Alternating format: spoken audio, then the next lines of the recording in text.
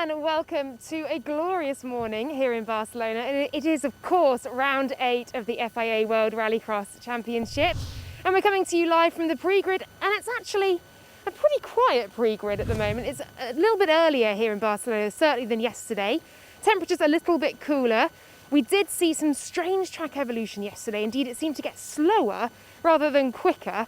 So we'll have to see what happens today as well. It's 8 degrees at the moment, so not that warm, although the sun is certainly out in force and the temperature is beginning to creep up, expecting very similar conditions to what we saw yesterday, where, of course, we had round 7 of the FIA World Rallycross Championship, and it was Timmy Hansen who won for the first time this season, and of course beating Johan Kristoffersson and as well Kevin Hansen on the podium too. Taking a look at the calendar, of course, we've been to Sweden, Finland, Latvia, and we're here now in Barcelona for round 7 and 8. And we'll be heading to Belgium and Germany as well as a few more cars just begin to come up to the pre-grid here. Not too many this morning. Normally this is a buzz of activity, but perhaps they're a little bit sleepy here on a Sunday morning. We do have the Hansen brothers arriving just now. I'm probably being shouted at to move out the way. So just for the moment, we are going to head up to see Andrew Coley and Dan Rook, who are over there somewhere. There we go, Dan. Where are you, mate? Just coming in hot here. Mind the old feet dangling off the parachute. Interesting way to arrive to work this morning in some style. It's having long legs like this is a bit of a nightmare in the... Okay, it's a lie. We're in the commentary box. Sorry. Let me just... It's soaking wet in here. It was hot yesterday afternoon. Now it's cold. There's water dripping off the ceiling. But yeah, we are in a slightly misted up, damp commentary box. But very much looking forward to this morning. Hot air balloons up there, looking at the horizon. I say that was a mad sort of bike fan parachute contraption thing. Basically, no spectators, and we reckon those guys are a couple of hardcore rallycross fans down who basically are winging it. And perhaps, indeed, those hot air balloons, if the wind direction is correct, will float over just about 4 o'clock this afternoon in time for the semis and the finals. Risky way of doing it, isn't it? Yeah, we'll see. Right, so Timmy Hansen is down in the pre-grid. He won yesterday. Brilliant performance by the Peugeots. They seem to be back on the pace. So Hansen have done a lot of work, and Laura is with Timmy now. Thanks very much, guys. Yeah, Timmy joining me right now. I jumped on him as soon as he was out the car to get a chat after yesterday. You've had kind of 12, 14 hours to digest what happened yesterday. How are you feeling now? I'm feeling good. Right now it doesn't matter what happened yesterday, so we're into a new race today, and the race we have ahead is a new one. So I have Kevin and Johan in this race, 3 guys who shared the podium yesterday, so it will be hard just to win this race, but mainly I want a good time and starting this day in a good way. You said to me yesterday that you beat the unbeatable in beating Johan yesterday. How are you going to do it again today? Yeah, I think he probably still have the odds on his side, but if I put together a perfect race all the day today, then it's possible. We're continuing to change the car and update, so it felt better this morning than it did yesterday, so it's all about that fine-tuning, and yeah, but I'm in a good place and I'm excited for a new race today. So your car is actually feeling better once again today, because yesterday it seemed to me that you were so in the zone and you had one of those almost perfect drives. Yeah, but we took a big step before this race, so when you take a big step, then you're not going to be spot on everything. So during the day yesterday, it was a lot of changes during the day but more fine-tuning stuff to get into exactly where we needed to be for this track, and we're continuing to do that. So the major updates are still the same, but then it's about finding that absolute sweet spot. So we still have things to work on, and I can improve on a couple places compared to Kevin yesterday. So yeah, it's like a normal race, and normally we try to improve and go faster and faster every time we're on track, and it's the same today. So more to come. That's very exciting. Best of luck to you today, and thank you very much, Timmy. Thank you. Dan, Andrew, what do you make of that? Yeah, good stuff for Timmy. Certainly yesterday they were just that little bit... well, okay, best thing to do, I think, is just take a look back at the performance from yesterday. Obviously, Timmy feeling very confident today. This is what happened yesterday if you missed it. So final time, Timmy had new tyres, 4 new tyres. Johan was on used tyres. Johan did say that he likes warm tyres for the start in the final. There was a bit of a squeeze in turn 1. Johan touched the barrier on the inside. Johan was raced hard yesterday, Dan. Yeah, really hard. That wasn't the first visit he's had to the turn 1 barrier, was it? We also saw him on 2 wheels earlier on in the qualifying session. So everyone leaning on Johan quite hard, trying to close the gap.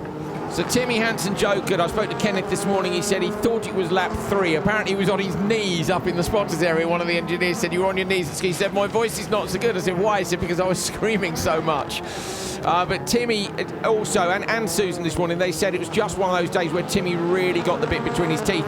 The gap was 2.9, 2.7, 3.1, and then Kenneth said finally it was back to 2.7. So Kristoffersson, you could see, was pushing hard. This was Timmy trying to chase him down, and Johan was going to joker on the last lap. Now, we'd had the contact in turn 1. Here comes Johan now. We'll explain this in a minute, but Dan, yesterday we weren't sure what was going on here because Johan comes in really hot at the end of the straight, and good on him, like he wants to see if he can have a crack. Look at the speed. Yeah, carrying so much speed, isn't he? Look here now, so mid-corner, climbs up onto the back of Timmy Hansen there, and well, he's actually given a reprimand later on from the stewards for that move. And Timmy was given one for turn 1, so they were given a reprimand each, but I'm glad they didn't intervene and change the result because it wasn't necessary. You know, we want to see, I don't mind a reprimand, that's fine, but we want to see them race. So Timmy took it from Johan, and then there's Kevin in P3 as well. Bear in mind, last year Timmy and Kevin were P1 and P2. This year they've been nowhere, so you can see why they were so pleased. A lot of work's been done.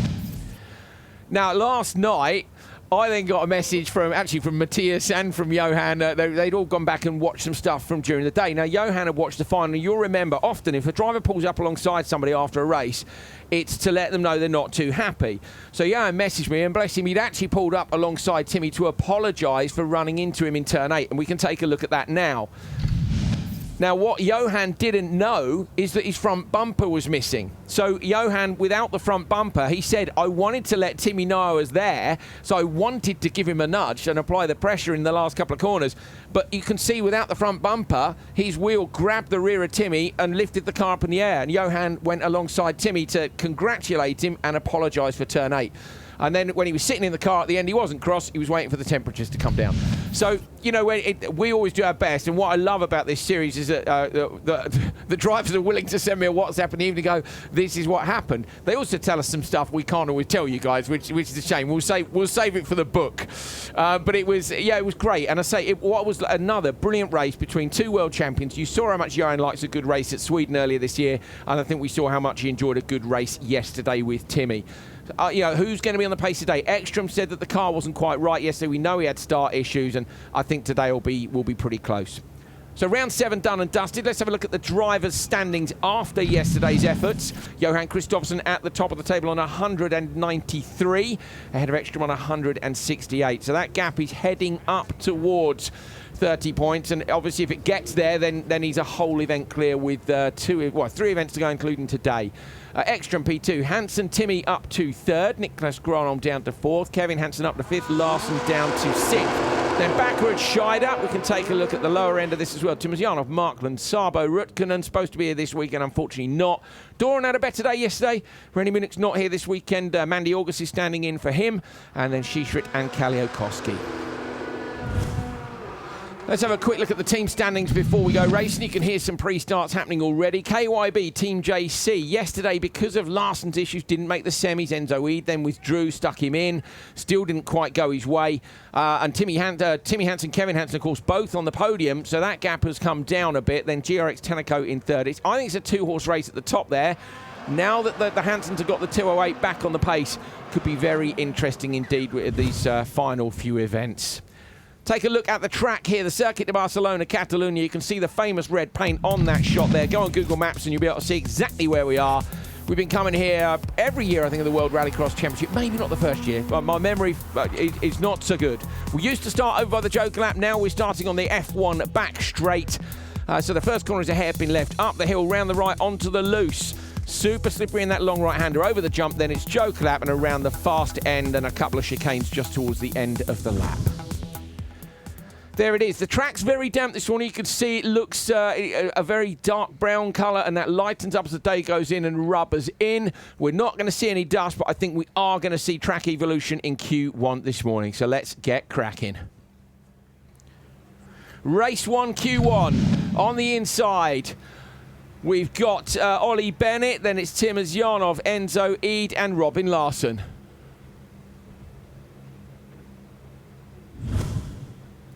So the grid there, I think, is round the wrong way. That's what I thought from the sheet in front of me. So Larsson is on the inside. Eid, Timur Zyanov, and Bennett. So the draw graphic last night is from the rear, and the graphics are from the front. So apologies for that, we'll get it sorted. Good start last on the inside. Timur Zyanov to around the outside. Larson's got that whole shot though. Timur going to hold on to P2 because he's inside Eid as they head up towards the gravel section. Those tyre bales are right out onto the dirt, Dan, and it is forcing everyone to get into a line. Yeah, not quite as open as we've seen in previous years there, is it? So everybody having to go a bit single file on the run into the gravel section, and especially this morning as well, because it's a little bit slippy, especially if you're offline. Ollie Bennett goes joker. But yeah, if you're a little bit offline in going into that gravel section, you're going to be a passenger into the barrier, really. So we did the draw last night, as always, did a press conference straight into the draw. You can go and see it on YouTube if you want. It's quite a long affair, but it is good in that we talk to all the drivers and about why they're making the choice. Some of them take age to decide, some just know straight away. If you're in early, then you tend to go for pole and late. But yesterday was a bit different because yesterday the track was still what I would call muddy. It was really green. It wasn't clean of the dirt. It wasn't dry. This morning, the line is already there, but the dampness, and it's not just the watering that the event organisers do, it's the dampness overnight, Daniel. The commentary box, the roof of it's dripping because of the condensation. The temperature changes here are quite high at this time of year. Yeah, quite high, but it's a little bit warmer this morning than it was yesterday morning. Yeah, I think we're going to see the track evolution a bit different to yesterday. It's going to be a fact of it drying off rather than having to clean rubber up. in. Yeah, exactly. It's the rubber's in already and the loose dirt is gone, but the whole surface is wet at the minute. So as it dries, it should get quicker. Both Ekström and Kristoffersson were fairly late in the draw yesterday. Timur Zyanov and Bennett actually didn't show up to the draw, which is why they ended up on the outside here. So you get slotted in. If you're not in the draw, you get slotted into what's perceived to be the not ideal position according to where you were in the draw list. So if you're the first person not to show up, you get a better position than the second person not to show up. And that actually gave Kristoffersson a tricky choice because he was last on the list yesterday. Because two of them didn't show up, he had three not very good grid positions to choose between. So Timur Zyanov was jokered and he's back out behind Enzo Eid. Larsson is pushing out front and he's 45. So actually, Dan, the lap time is really good. And maybe the dampness is already giving gone. Well, no, I think sometimes you get a bit of tackiness from the dirt. See how low the sun is as well. Big long sun strip on the cars to mean the drivers can see where they're going. But actually, the grip levels they're looking high. Yeah, I mean, the watering might well have been Dust X, which we've seen in the past, which is like quite a sticky tree sap type liquid that they put down to keep the dust down. But of course, that then aids the grip levels. Look at Timur Zyanov's traction on the exit of that long right-hander. So, although the track is damp, at the minute there's a tackiness to the dirt. Larsson's gone joker and Timur Zyanov's not actually that far behind him. So Robin Larsson on the final lap. We'll get an idea now of what the pace is like compared to yesterday. Yesterday's Q1 was won by Kristoffersson with a 3:14.8. Larsson, you saw reach up, bang it down a gear, pulled the handbrake perfectly straight on the exit. That's a great run by Larsson, 3:14.4, and that is actually the fastest time of the weekend. So Larsson with the fastest time of the weekend in the first race of Q1, round 8. Which way is the track gonna go? So all the drivers last night said it will dry, it will get faster, but that is quicker than it was yesterday. But then yesterday the track was dirty. So Larsson takes it from Timur Zyanov, Enzo Eid and Ollie Bennett. A lot of quick drivers still to come.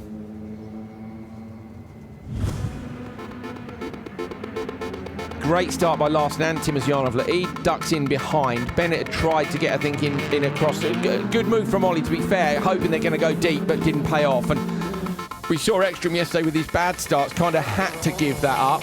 But then somehow worked it out with Joker strategy, still do an epic job. But Larsen moving the car around beautifully underneath him, but I think you can see grip levels are pretty decent. There it is, look, coming down the hill, certainly where the sun is on that track, on the dirt sections, the grip level looks good. Fastest time of the weekend so far for Larsen. Robin, I'm sure you're hoping for a much less eventful day than yesterday. Fastest time of the weekend so far for you. You must be pretty pleased with that first thing in the morning. Yeah, it's really nice to start the day really good, and yeah, we'll see how the track will develop, but it's really nice to start the day off with a bang, but I think the track will develop a lot. And is the sun an issue as well in your eyes? Just keep it down, so no problem. But thanks to the boys who done a great job with the car. I think we found a little bit of pace, and they worked really late this night, so big thanks to them. Thank you, best of luck today. So Larsen's happy, they've done some work on the car. Mattias last night told me that the car just wasn't working yesterday. Mattias had said to me the night before, you will be saying fastest lap of the day all day tomorrow, and I think the track evolved differently than we maybe have experienced it evolve. You know, bear in mind they come here with a lot of data down from previous seasons, and it didn't quite go the way we thought it would. No, but not as many cars going over the loose section to, you know, scrub it off. Yeah, polish it in, put the rubber down. So it took that bit longer. You know, we didn't see it actually speed up until we got to finals time yesterday. Yeah, fastest lap, we saw one, didn't we, first thing, I think, and then probably didn't see it again until semi-finals, yeah.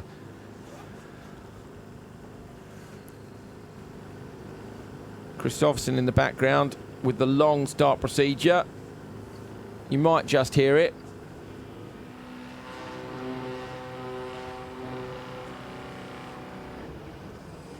Not so much, but it's epic to see down there. It's did he bog down then? Oh, if he did, they'll go one click up. There's the engineer, Richard on the right, Tommy Kristoffersson on the left.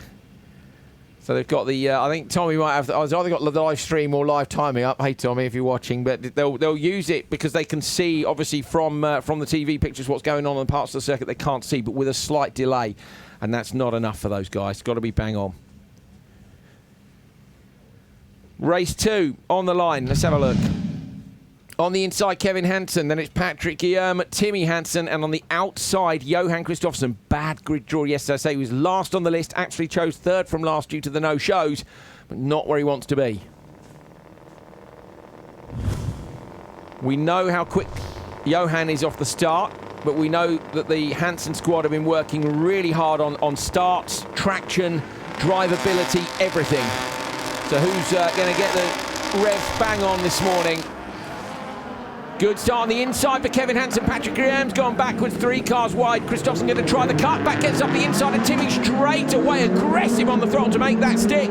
Timmy's got the right-hand side of the track, though. Johan holds the position. So Kevin Hansen with the whole shot. Johan going from P4 on the grid into P2. Now it comes down to Joker tactics. It's 2 versus 1 here, down with Hansen having the 2 cars in this one. I wonder if Timmy will go immediately. No, Johan does. Interesting there. So Johan choosing to dip in. Now he's going to be held up behind Patrick here. I think he'll get him immediately. I think Johan's quick enough and aggressive enough that he'll go straight up the inside on the brakes. And he does. So if you know you can do that pass, and with respect to Patrick, great guy, loving his rallycross, lovely to see him at the draw last night, but he's not Johan Kristoffersson. We know that, and I think Kristoffersson's guys will know he'll just nail him. Yeah, he already made up such a big gap from the first lap there, didn't he? That he's already on the back. What's the gap back? 3.1 seconds, 3.3 seconds to Kevin Hansen. Yeah, that would be me. Fastest lap of the day, 45.2. He did fastest lap of the day. Yeah, that'd be me, Patrick. Yeah, I'm going to go. And then Johan's joking and he gets you immediately on the first lap. It must be so frustrating to have Johan in your race when you're coming along to do a round of the World Championship. Round the outside, Kevin trying to carry the pace. Johan got the inside line, but not quite close enough. So they respond immediately with Kevin Hansen. And I think they needed to do that, Dan, because if he'd been held up by Patrick for a split second longer, they might have left him out another lap. Yeah, but now they, of course, they got a bit more control of the race now with the leader of those who joked and the leader of those who haven't. So I think now they'll probably leave Timmy out. Definitely. You leave him out, don't you? And you say just nail a few laps, see if he can. He's got to get the overlap on his brother and on Johan. But he's done the fastest lap of the day. Not by much. Look, they were both in the 45.2s. It was a 45.240. Now it's a 45.212. So I think today we are going to be talking about the Edox fastest lap of the day quite a lot. Oh, Johan just gets the car rotated a bit more than he thought, turns out from the corner. I think Johan's got ultimate pace here, really. I think we had that yesterday, didn't he? What was it, 3 seconds in Q1? And I said, yeah, Q1 was good. He goes, Q2 was good. He said, except for the not optimal start, which was fair. At the minute, Kevin Hansen's got it by half a second, but we've got another lap to go. What's Timmy done this time round? It's 45.1, so he's gone faster again. So it's another fastest lap of the day. Look how close Kevin is into the barrier on the right-hand side, but then you can see Kristoffersson keeps the car straighter. Kevin with a bit more rotation on it. Has Timmy done enough in those couple of laps? 2 fastest laps in a row, I think he probably has. His brother won't run him off the track, that's for sure. And Timmy Hansen, yesterday's winner, comes around the Hansen squad. It was, of course, Kristoffersson who was up in P2, and now they've managed to knock him down into P3. And that's what they want, because in the next session, Dan, that means they're inside him, regardless of who wins this. And, of course, the track looks like it's getting quicker, so they might well not win it. Yeah, they may not. We've got some quicker guys still to come, of course, in the later races. But what we do know is that these two have beaten Kristoffersson on track. Nicely done by the Hansen squad. Kristoffersson as well, good pace from P4. Aggressive, but there's Patrick. Yeah, go on, Patrick, yes. Yeah, good tactics from Kristoffersson. You know, Timmy, the move on Timmy in turn 1 was fantastic. But I think from there, this is the thing, isn't it? It's hard to recover from that outside grid slot. And then if you end up there all day, we know the Hansens and Kristoffersson have got good tyres today. Definitely the Hansens. They have carried some over from previous events. Timmy takes it with a 3:13.8, and it is the fastest time of the weekend, so he goes top. Kevin, Johan, both just slower than Larson. More people on the pace today. Looking like it's going to be a great fight. Timmy, after yesterday, that was pretty much the perfect way to start your Sunday. What did you make of that? Yeah, but this one is thanks to the spotters up there doing a brilliant job. So Johan did a great first corner and getting underneath me in the exit from P3. Kevin was really fast, and yeah, when they had both taken the Joker, I knew I have 2 laps now to try to make up some time, and those were 2 really good laps. And you know, finishing in front is the perfect start to the day. But yeah, this one is thanks to a great work up at the spotters tower. Thank you, Timmy. Best of luck today. Thank you.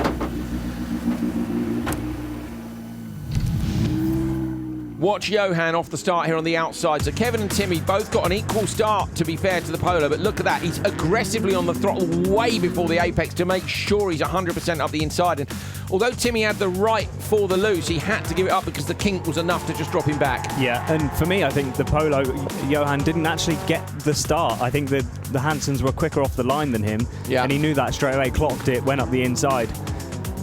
This was the key moment, to be fair. Johan had just held on there. He needed another 2 meters to make Kevin have to go properly round the outside. He would have held on. If he'd have held on, I think it would have been more difficult for Timmy then to edge him on the gap. But great tactics by the Hansen squad, to be fair. Yeah, they've really done their worked it properly here, haven't they? Yeah, they've had to. Last week, all that testing since the previous event, and they're back on the pace. Fantastic view over the hills of Catalunya. We're not so far from Barcelona. It's about 40 minutes from the airport. It's normally an hour and 20, but things are a bit quieter at the minute, as you can imagine. Out on the roads, I think it's the same in most countries around Europe. Hope everyone's doing well. Hope you're enjoying the coverage from round 8. Another doubleheader. Super 1600 to come as well. Another 4 cars coming down to the line. Really interesting to see if it's getting any quicker. So the quick drivers still to come. Doran, Bakkerud, Ekström. And you've got Gronholm, Scheider and Markland in the last one. But I think the pace from Timmy and Johan and so was very impressive in that last one. Q1, race 3. Liam, Doran and Andreas Bakkerud, teammates on the inside. Ekström, Bakkerud's ex-teammate, team boss next to him. And Mandy August on the outside. Mandy was all smiles yesterday. There's the JC Race Technics squad who are running KYB Team JC, leading the team standings from the Hansens, who they will have seen have just done a great job. But they've got Larsen splitting them at the minute. Can they get Ekström up there as well? Oh, good start, Ekström. Has he got party mode on or not? Can't quite get round Bakkerud. Gets a nudge. Doran and Bakkerud into each other. That's played into Ekström's hands perfectly. Is Bakkerud alongside? I don't think he is.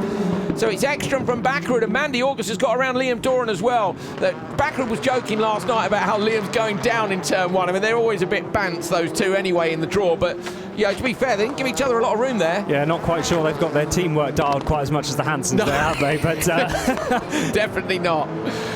But still on it. So Liam goes Joker. Good move here. Doran yesterday was really impressive, particularly in the slippery conditions of Q1. He looked quicker than Bakkerud did. Looks like grip's up today. They might have had to redial the car a little bit.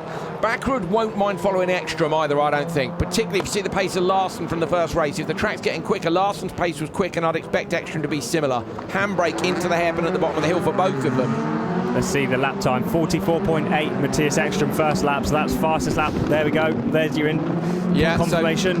So fast Edoc's fast lap of the day again, but we do know that lap one is always quicker due to the fact that you can come, well, assuming you get a good turn into turn one, and in fact he was pretty sideways on the exit, so that's not the optimum pace, but comparatively, yeah, to the previous race, I think it's pretty damn quick, basically. So Ekström here could be on to get to the top of the session. Now, what's really interesting is what happens with Kristoffersson. So at the minute, Kristoffersson is P4. I think the Hansens and co would quite like him to be there because that puts him on the outside of the grid. But if Ekström gets ahead of him and maybe somebody else, well, if one driver gets ahead, it puts Kristoffersson on pole in the second to last race. And I think Johan would take that because I think come Q2, the track evolution will be done and he'll want the inside line. Yeah, so... he won't often hope to be beaten, but right now I bet he won't. He'll be looking at the times and thinking exactly that. Yeah, and I think he's going to be watching Ekström. I think Ekström's got a good chance at it, but he's gone Joker lap. Interesting. So I don't know why he's done that, because Liam Doran made a mistake in behind. Well, yesterday Kristoffersson was talking about Joker in first being worth an extra 3/10, wasn't he, with regard to exit speed and all the rest of it. Last night after the race, talking to Hansen, so there'll be a cross it. There'll be a reason for it, put it that way. And he knows he's not going to get held up, doesn't he, by Bakkerud now. Yeah, and there's enough of a gap, 1.5 seconds. Liam Doran on the inside of Mandy. That was a brilliant move there from Liam. Tidy, wasn't it? Really tidy. What are Liam's lap times like? He's been stuck behind Mandy so far, so I think his last lap will be the indicator for us now. He's got some clear air. So tricky when the first session sets the tone for the rest of the day.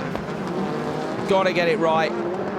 Ekström then, standard lap. You'd think almost you'd rather go on the last one to protect in terms of exit speed, but he knows he's got the pace over Andreas here from the looks of things, and indeed he's edged him by a bit more. Was 1.2, it's now 1.3. Second lap was good, then of course it was Joker. Could be close. Down at the bottom of your screen, 3:13.8. How much has Ekström been pushing? Look how early he is on the handbrake. Rotates the car beautifully, stops the clocks. Or just, so he's done it by a couple of tenths. So Ekström goes quickest, top of the table. Where does Bakkerud go? Bakkerud goes in between Hansen and Kristoffersson. So Kristoffersson moves down to P6, which is see him in row 2 in the second race. He'll take that, but I don't think he'll want to get beaten again. So if Gronholm goes quicker in the last one, Kristoffersson's outside again. All about where the quick guys are on the grid for me as this day develops through. Ekström wins from Bakkerud, Doran and Mandy August. This is where they slot in.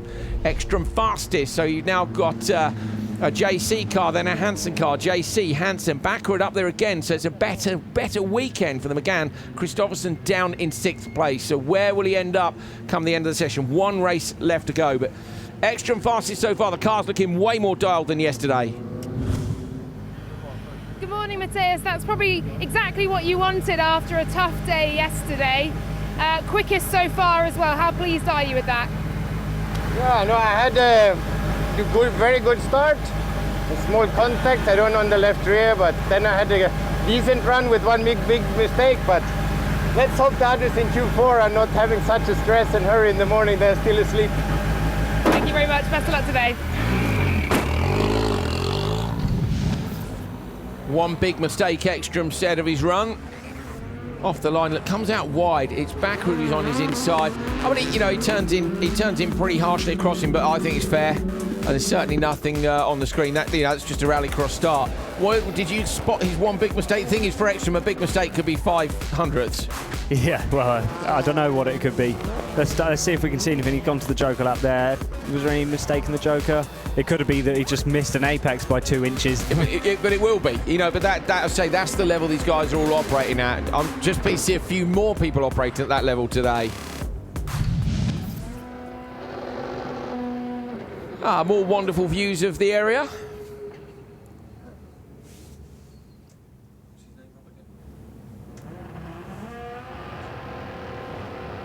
Another beautiful day down here in Spain. Today's sponsor is Logitech G World RX of Catalunya. Catalunya, as I say, the region. Yesterday, a few of you confused by the 2030 branding, wondering if you'd been asleep for 10 years. Some of you wishing you could sleep for 10 years and just come out the other side of this when it's a bit more fun. But as I say, that was yesterday's sponsor was the Winter Olympic bid for the Pyrenees and Barcelona. Sounds like a good combination to me. A bit of skiing and Barcelona. Yes, please. Final race of Q1. The track's getting quicker. Can Niklas Gronholm on the inside take advantage of it? He'll have to beat Tamas Karai, Timo Scheider and Anton Markland to turn 1 to do so. So a long chat with Niklas last night just before the press conference and the grid draw. And he's just struggled a bit yesterday.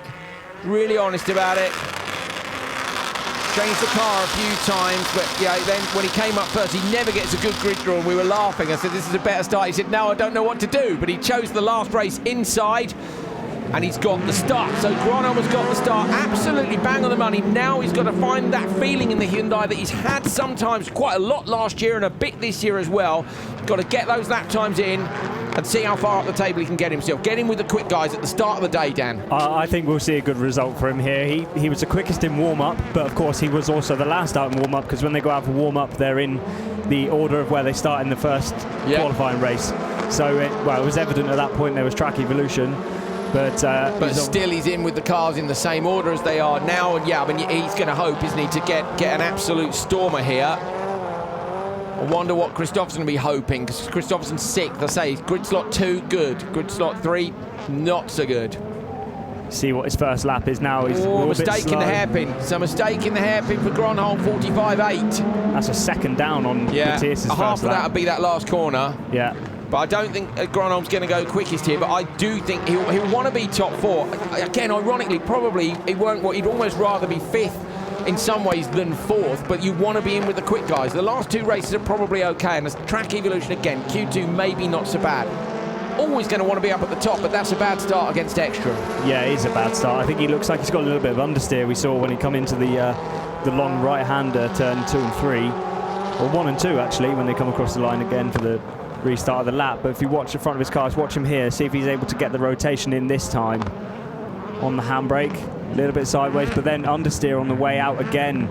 Not quite able to straighten the car out of the line. 46.1 was that lap. It was this gravel section here for me. You can see everybody's chucking the car in there and then getting on the gas really early. That doesn't look so bad, does it? He's having to balance the car with the left foot brake, and you can see the weight of the car transitioning over backwards, trying to move the weight onto the front wheels to get it to pitch in, but he can't quite make it work. It's only halfway around the corner he's able to get the turn in on the car.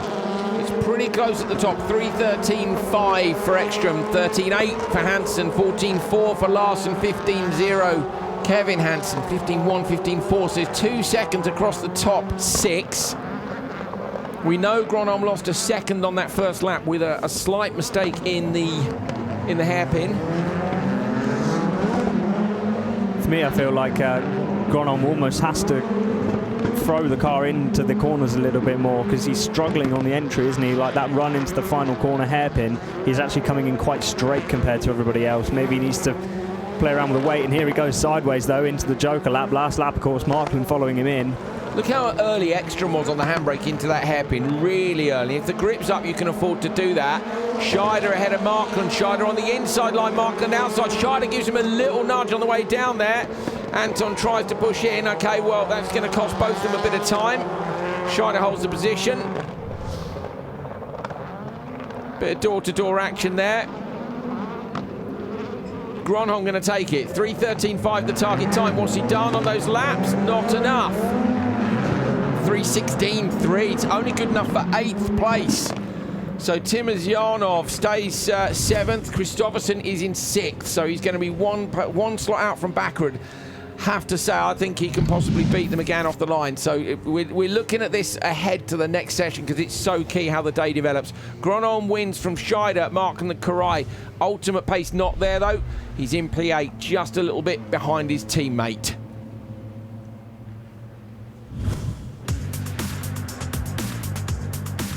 Great start from Gronholm. Turn 1 goes well. Marken loses out big time, doesn't he, in the start here? Does he get past anyone on the run up the hill? Maybe Scheider onto the loose. No, he doesn't. Dropped back. Yeah. But yeah, Gronholm's not looking comfortable in that car. You see through the right there, it was having to wait for it to turn in. Yeah, and then here you can see there, understeer on the run mid-corner, pushing him out wide. Everybody else at that point has got the wheels facing straight. Frustrating for him again, like yesterday he said, it was just the up and down of it.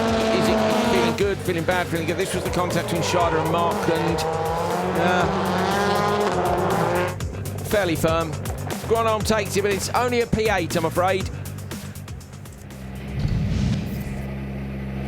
And Nicholas, you don't look particularly happy with that. I know you're lacking a little bit of pace compared to the others. Talk to me about how the car is feeling on this track this morning. I did hear what you said just a bit, but car was good in the morning, and now I think the track is developing in the wrong direction for us. It's getting slower, so this time it was bad to be in the last one. That's what I think, and yeah, we have no luck. Okay, Gronholm back to the paddock. A little bit of work to do ahead of the next session. Let's take a look at the standings after Q1. Top of the table, Mattias Ekström wins the session after yesterday was a bit of a disaster during qualifying. That's a perfect start for him, and he's going to be lining up with Timmy Hansen, Robin Larsen and Kevin Hansen. So the two teams in the team's championship fight will be in there with both the brothers, and Ekström and Larsen should be a decent race. Then you've got Bakkerud, Kristoffersson, Timosjanov and Gronholm will at least be in the second quickest race. Scheider, Mark and Eid and Karai, the top 12. And then Doran, August, Guillaume and Bennett. Now, what we don't know, of course, is which is going to be first, whether it's going to be fastest first or fastest last. All the quick guys are in together, so I don't think, like yesterday where we saw Ekström out of sequence, if you like, that it's going to make so much difference. But let's have a look and see. Tombola Trepidation, that was what it was named by someone on Twitter. Fair enough. We changed the graphic this year. Last year it was the Spinner of Doom. And this time it's slowest first. So the quick guys are going last. And as I say, I think probably it wouldn't have made a huge amount of difference with where the quick guys have ended up. They're in the races you would expect them to be in. So they'll all be together on a developing track. And I think we're going to see a great fight in the last two races of Q2. So join us for that in a short while. But stay with us. We've got Super 1600 coming up as well. Look at that, lovely. Except for the empty grandstands, not so lovely.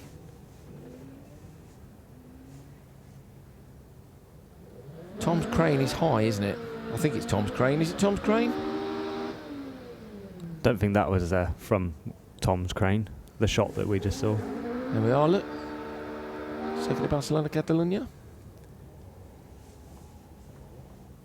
It's a great track. We did have a little look around it last night in the hire car.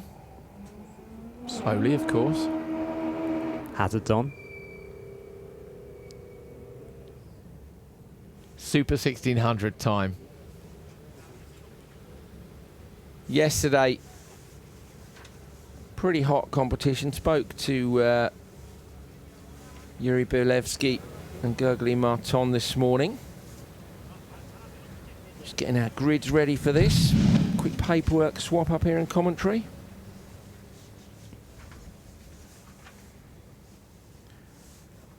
There we are. On the inside, we have Kunaizev. And it's Birmingrud, Cherney and Snoyers.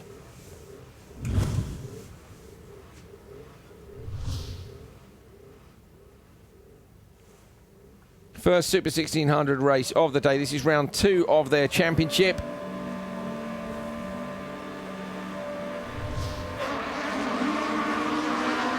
Knizev with a good start on the inside line. Bakkerud matching him down to turn 1. Černý maybe going to try and slot in behind. No, runs a bit deep on the gas on the exit.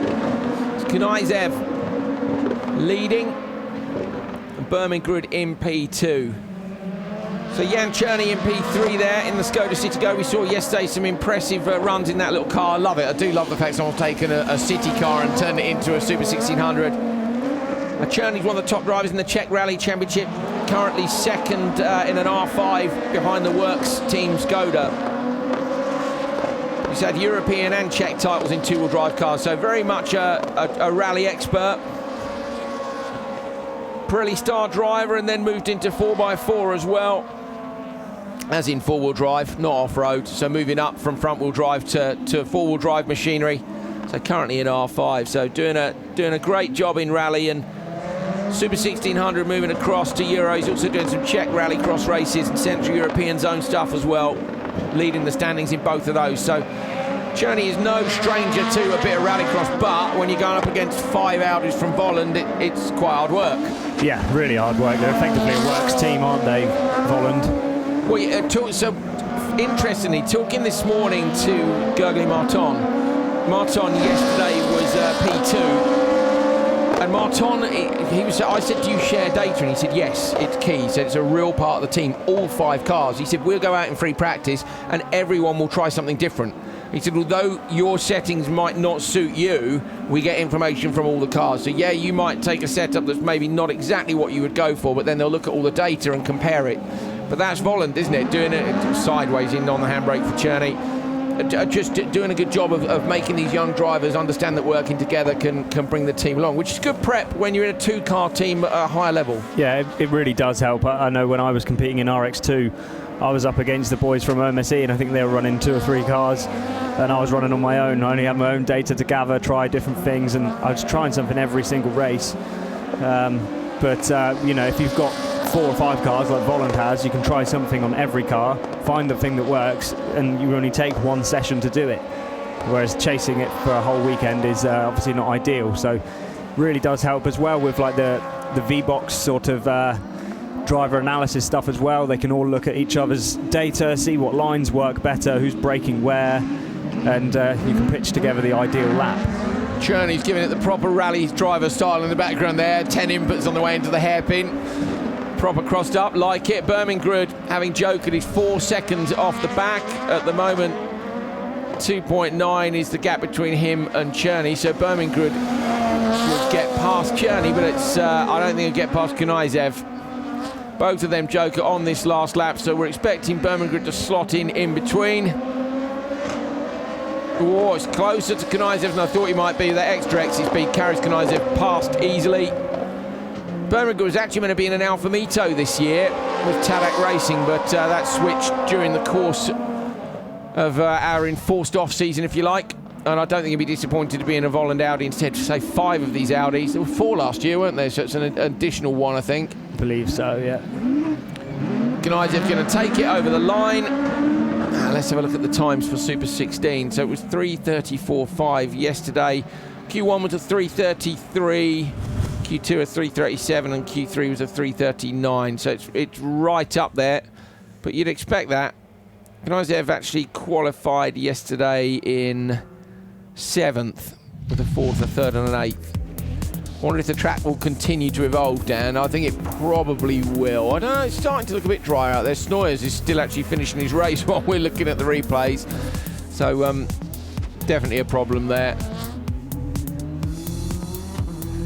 Big problem. This was the merge at the end of the race. Knizev around the outside of Bakkerud. They were all saying as well how slow that last corner is in a Super 1600 car. There it is then. Knizev from Bakkerud, Černý and Snoyers. That's race 1. Only a second and a half between the top 3. 2 races to go. 12 cars here. They all make it through to the semis. And as we explained, if you weren't watching yesterday, I'm afraid because of the restrictions in various different countries, according to travelling, crossing borders, quarantine when you go home, some of the drivers that we'd normally see a packed grid, 25 cars, you know, even more. But this year, unfortunately, enough people not able to give up the time or find a way, not around the restrictions, but find a way to fit the restrictions into their normal life. Fair enough. Belevsky, Lambeck, Radkovsky and Igorov. Thanks for all your messages yesterday.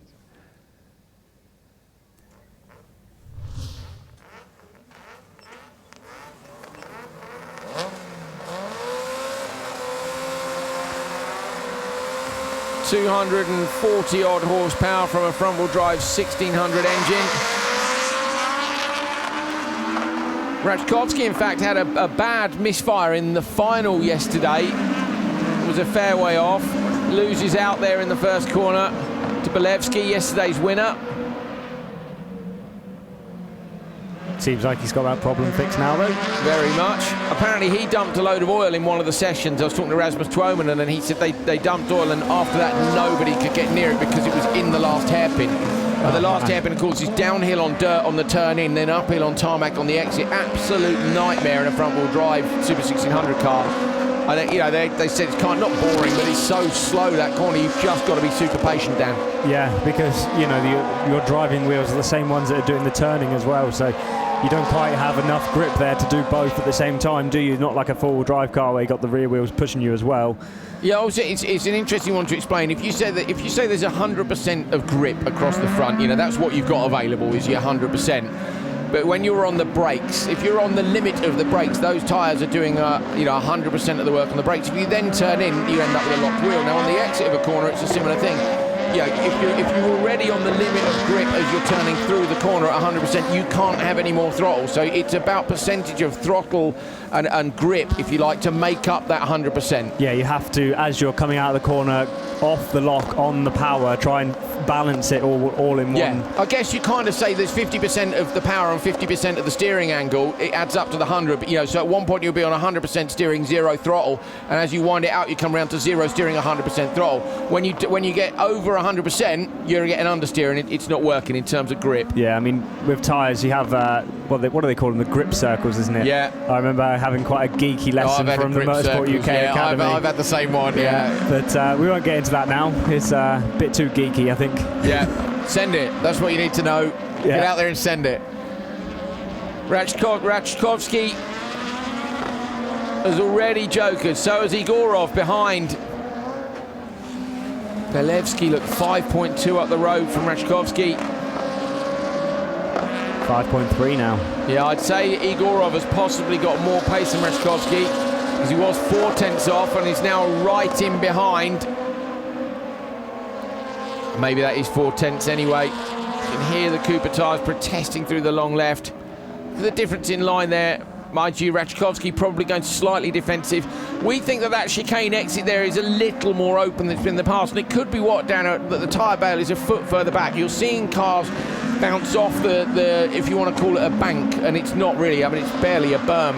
But it is a half-foot thing that you can run up against. It's where they've cut in to make the track, isn't it, into the circuit. It's only a tiny little step down, almost to make it level. Well, probably the more they roller it over the years we've been here, it gets compressed more and more, and you end up with the grass being slightly higher than the dirt section. Certainly the supercars, you're seeing it. Lambeck and Belevsky joker. Lambeck drops to the back. Belevsky clearly in front, look. 49.3 was Kunaizev's best time. Was a 49.3 on lap 1. We don't have the splits for the rest of the run for Kunaizev, so this could be close for Belevsky. Target time 3:34.5. Done it, 3:32.6. Belevsky goes quickest by nearly 2 seconds.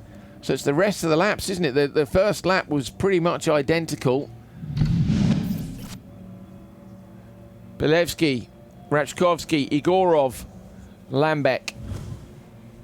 Belevsky goes to the top from Kunaizev and Birmingrud. Audi A1 1, 2, 3 for Volland Racing. One race to come. Some quick drivers in the last one too. It's not a great start, was it, for Lambeck? Igorov tried round the outside. Actually, Igorov lost out a lot in turn 1. Yeah, getting run out wide there meant Lambert could come up his inside, despite not having the best of starts. But that's sometimes the advantage, isn't it, of not having a great start. You can watch what happens in front of you. Yeah. There's that turn at the bottom there, which is just so slow in a 1600 car. Long shot there across at the start. Mentioned it yesterday, but if you look on the right-hand side, you see the strip of tarmac which goes out towards the Monster Energy branding and back towards the orange tyres. You see a concrete barrier behind, and there's actually grass behind that. And that was the straight there was specifically widened for Rallycross, and that's why you see the white line which comes in between Marton and Schuster on the floor. That's the white line that denotes track limits if you're in a circuit race. What they're saying is you can't cheekily use the Rallycross start grid as an extra bit of braking zone to stick it up the inside of someone if you're using the full circuit here. Skirgli Marton, yesterday P2. Josef Schuster, Rasmus Tuominen, who yesterday was P3, and João Ribeiro.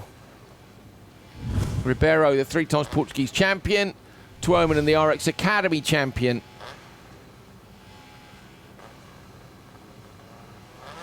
Marton was runner-up last year to Nyirád, who's not with us this year. Kind of hoping we might have seen him step up, but obviously this isn't maybe the year to do that. I think a lot of people will save budget for next year. Something's gone wrong with the start there. I think they need to abort that. Abort the start, guys. That's it. Come on. Of course, no turbochargers to pick the boost up on in these naturally aspirated cars, so ready to race now. And this time the green lights do come on. Great start for Tuominen from slot number 3. Going to shut the door. Can he get around the outside of Marton in turn 1? Puts a squeeze on him. Tuominen will try and get on the gas early, but can't quite. Marton holds the position. Tuominen needs to shut the door behind. Two Fabias side by side, Ribeiro and Schuster. But yesterday's podium men into P1 and P2, and if the track's getting quicker, that's where they need to be. Now, we saw early jokers for Tuominen yesterday, but I didn't think he'd go early this time on the basis that he possibly has a bit more pace than Ribeiro and Schuster. Well, looking at the results yesterday, he does. There's no question. Ribeiro was 6th, Schuster ended up 11th. So Ribeiro's gone joker now. Kind of gives them an option, doesn't it? But there's a danger then if Schuster doesn't go until the final lap that you could lose out. He might well follow Marton when he knows Marton's quick anyway. Yeah, and am I right in saying that Tuominen's got Topi Heikkinen as his spotter this weekend? Yes, he has. Yeah, and he said Topi is... I said, how's Topi as a spotter? He said, he's been keeping me busy. I love Topi. He's such a character. Him and Alexei Koskinen. Alexei, of course, Topi spotter. We haven't seen Topi in a car. When was the last time we saw Topi? Did he do last year or did he do one the year before? Did he come in with GRX? No. No, we had... we saw him in a Subaru in ARX. Yeah, it was Wieman stood in for Gronholm last year, wasn't it? Yeah. Yeah, well, we'd like to see Topi back in World RX. Imagine if we had all our winners back again. It'd be some grid, wouldn't it? We've got 8 winners, 8 previous winners in World RX here this weekend. I'd love to see them all in a one-make car. Yeah, so would I. It'd be fun, wouldn't it? Who would you put your money on? A proper race of champions. All of our drivers in a one-make series? I've absolutely... I don't know. If you can't do so much in terms of data, mind you, look at Kristoffersson in things like Porsche Carrera Cup, but yeah, I don't know. I'd probably go Sébastien Eriksson. Would you? Yeah. Fair shout. He's a hell of a talent, isn't he? We need to arrange this. What manufacturer can we persuade to lend us 15 cars? And when I say lend, I mean have. Or hire car company. That's not going to work, is it? Hello, so we need 15 identical Golf GTIs, please. Can we have a full damage waiver? So Marton and Tuominen dropped 1.3 off the back of Marton. Ribeiro has jokered, but they're on lap 3 out of 4. So as we suspected, Tuominen waited. Schuster has jokered, and Tuominen has waited until Schuster's gone. Schuster did drop to the back of the pack. Tuominen just another couple of tenths back now. Interesting lesson for him, following Marton joking on the same strategy and just watching him go away a little bit, and I know they'll go back and analyse the hell out of that. Yeah, and of course they got the onboard cameras so they can watch where the gap gets opened up. Yeah. Both super smooth in. Get as close to that bale as you can on the way out. Wind the lock off. Get the throttle on. Down the back straight. This will be the quickest run down the back straight off the Joker they've had. So then you have to adjust your braking point into the long left-hander. I think these two are probably on to be top of the times. Martin definitely. Super quick, isn't he? Yeah, cool, yeah. 2:49.3. So he did a 49.3 off the start and on lap 2. Kevin Martin crosses the line, and it is, oh, it's a 3, it is 6/10 quicker, 3:32.0. Kevin Martin goes top of the table. Tuominen with a 3:34.2 will go into P3, just behind Belevsky.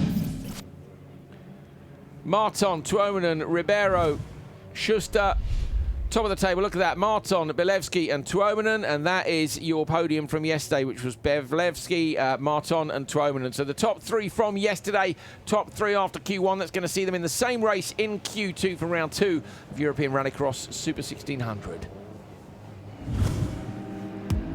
Tuominen with a great start. Needed that to be able to move across from P3 in. Risky on the outside though. It's a good job he picked up the throttle where he did, because he could have had someone up his inside then. Yeah, tidily done. Martin, those first 2 laps, you could argue, I suppose that, no, I mean, the next one was a 49.5, but it was the 49.3 is the one, isn't it? 6/10 there. It's the sectors. And where is it, Dan? The final sector made up so much time. Standings after Q1, Kevin Martin from Belevsky, Tuominen, Kunaizev, Birmingham, Cherny, Rachovsky, Ribeiro, Igorov, Schuster, Lambeck and Snoyers. Great stuff from the first sessions of both World RX and Super 1600. We've got a lot more racing to come today. We're going to leave you with Laura Winter and Johan Kristoffersson. Thanks very much, guys. Yeah, I'm joined by Johan. Some work to do after this morning. You had a late draw there yesterday, so it was always going to be the case. What did you make of Q1? Well, I took a bit of a risk on the RPM in the start, so I slightly bogged. But yeah, that's, if you are from P4, either you have to undercut or you have to really make it around the outside. But I already had 2 reprimands, so I cannot really try it around the outside, because I cannot squeeze anyone to the wall, because then I will get 5 minus points in the championship. So have to be a bit careful with that. And yeah, from there on we took a bit of a risk to take Joker on the first lap. Managed to get past the Hyundai, and yeah, just not enough to get Kevin. And from there on, tried to follow Kevin. And yeah, in the end we end up P6, so it looked like the track was going backwards again. So now we are slowest first, which means we have the quickest guys from session Q1 after us. So maybe that will be an advantage, so let's see. And also in that last Q2 race as well, you've got the Hansens and Ekström Larsen all in there together. They could slow each other down. It could pay to your advantage. I think they are clever enough, or they should be clever enough to figure out to not lose time. But as this first corner is very, very tricky, but I think they are clever enough from what they saw yesterday to be quite cautious. And I think they will have a good time. It's just up to me and Andreas and the other 2 in my heat to try to keep it clean and, you know, just get a quick lap time. That's, or overall time. That's what matters. Thank you very much indeed, Johan. And we'll let you get back to it, because of course Q2 isn't very far away at all. Thanks to Johan. Well, come back and join us for Q2. It is not far away at all now. We'll see you very soon here in Barcelona.